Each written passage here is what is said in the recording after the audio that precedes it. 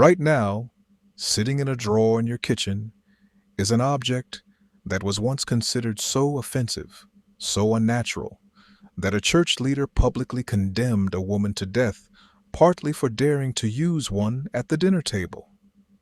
That object is the fork, and its journey to becoming something you barely think twice about is one of the strangest stories in this entire series. Archaeological evidence shows fork tools existed in some form as far back as ancient Egypt and the Bronze Age Near East, though these early versions were typically large, two-pronged cooking and serving tools, used to lift meat out of a pot or hold it steady while carving, not for actually eating. The idea of a smaller personal fork brought directly to your own mouth simply didn't exist, yet anywhere in the ancient world.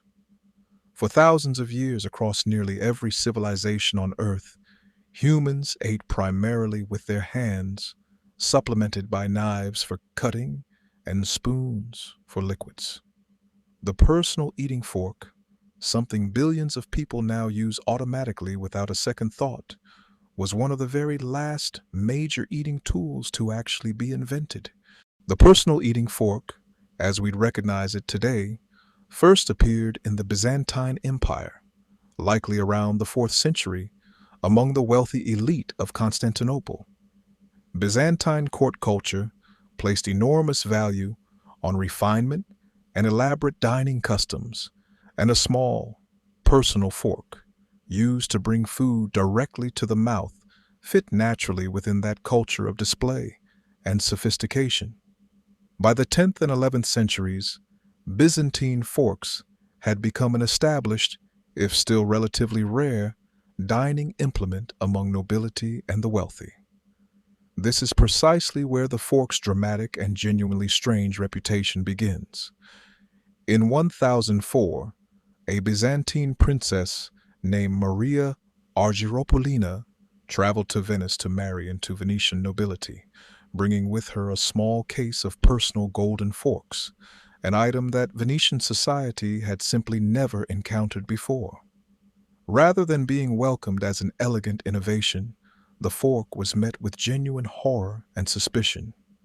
Local clergy reportedly condemned her use of it as excessive vanity and a sinful rejection of the natural fingers God had given humanity for eating. When Maria died of plague just a few years later, some religious leaders openly suggested her death was divine punishment for her prideful, unnatural use of a fork at the table. Despite this dramatic early condemnation, the fork slowly, quietly persisted among wealthy Italian households over the following centuries, gradually shedding its association with sin and vanity as it became more familiar. By the 14th and 15th centuries, forks had become a genuine, if still uncommon, fixture among Italy's elite, particularly in cities like Florence and Venice, where luxury and refined dining culture continued to flourish. The fork's spread beyond Italy, however, remained remarkably slow for centuries. In France and England, the fork was largely viewed as an unnecessary, even faintly ridiculous Italian affectation well into the 16th and 17th centuries. English travelers who adopted fork use after visiting Italy were sometimes openly mocked back home as overly precious or excessively concerned with continental fashion rather than practical dining. This slow, uneven spread reveals something genuinely interesting about the fork's history.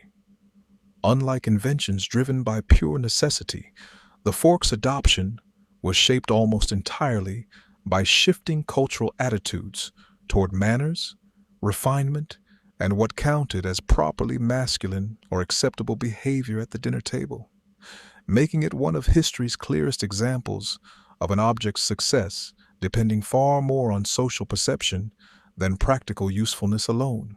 The genuine turning point for the fork's widespread acceptance arrived through the French royal court under King Louis XIV in the mid to late 17th century.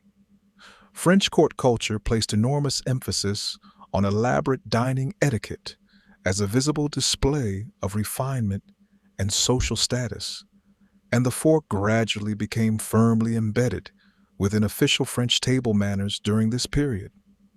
Craftsmen refined fork design significantly throughout this era as well.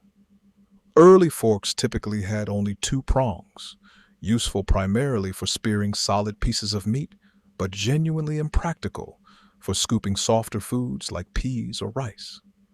French silversmiths began experimenting with three and eventually four-pronged designs, along with subtly curved tines, dramatically improving the fork's practical usefulness across a much wider range of foods. As French court culture and etiquette increasingly became the dominant standard across European aristocracy throughout the 18th century, fork use spread alongside it, finally shedding its centuries-long association with vanity and effeminacy in favor of genuine sophistication and proper breeding. Interestingly, the fork arrived quite late in colonial America. Early American settlers largely continued eating with knives, spoons, and their hands well into the 18th century, viewing the fork as an unnecessary European luxury rather than a practical necessity for frontier life. It wasn't until American elites began actively imitating European aristocratic dining customs that fork use gradually became standard practice across American households. The Industrial Revolution transformed fork production entirely during the 19th century, as factories developed techniques to mass-produce standardized metal flatware at genuinely affordable prices. What had once been an expensive, handcrafted status symbol reserved for wealthy elites became something an ordinary working family could reasonably afford to place on their own dinner table. By the late 19th and early 20th centuries, the four-pronged fork design had become essentially standardized across Western dining culture, its earlier reputation as sinful, effeminate, or excessively fussy almost entirely forgotten within just a few generations of widespread, affordable availability. Today, the fork sits in nearly every kitchen drawer on Earth, used automatically, unthinkingly, several times a day by billions of people who have absolutely no idea it was once considered a genuine sin, sufficiently scandalous to be cited as partial justification for a princess's tragic early death. Specialized fork designs now exist for nearly every conceivable food and occasion, from delicate seafood forks to sturdy outdoor camping utensils. And yet, strip away all of that modern variety and convenience, and the fork's underlying story remains one of history's clearest reminders that an object's success often depends far less on pure practicality than on shifting social attitudes, cultural fashion, and which behaviors a given era happens to consider proper, sinful, refined, or ridiculous. From a Byzantine princess's golden case of forks condemned as vanity to Louis XIV's court perfecting proper etiquette around it, to the fork resting quietly beside your own plate tonight, this simple utensil carried an unexpectedly dramatic journey to earn its now unquestioned place at your table.